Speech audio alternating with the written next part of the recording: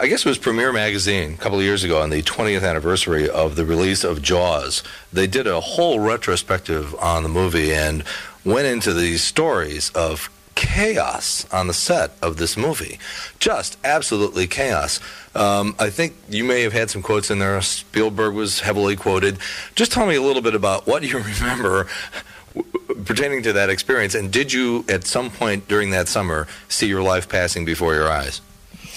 I didn't. I actually had a great time because I was, in a sense, a very interested and happily entertained observer to the whole thing. Mm-hmm. This was not going to make or break my life as it would perhaps for Stephen or other people involved. So it was a great entertainment. It was a great saga. But it was a film, a huge film, that was started, in a sense, without a script, without a cast, and without a shark. And you can just extrapolate from there.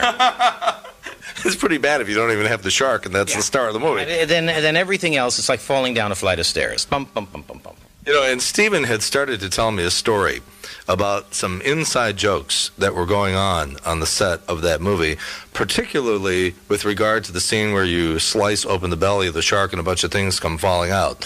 He started the story, but he didn't finish it, and I think it had something to do with the caterer, and you guys didn't like the food, so you guys loaded up the shark's belly full of all the food that you couldn't stand from the caterer. Does that even ring a bell? No, this is a non-starter, as they say. So in other words, when you say you were an observer, you were on the periphery, at least as far as that inside stuff. Stories, but that's up to Stephen. That one is Stephen's.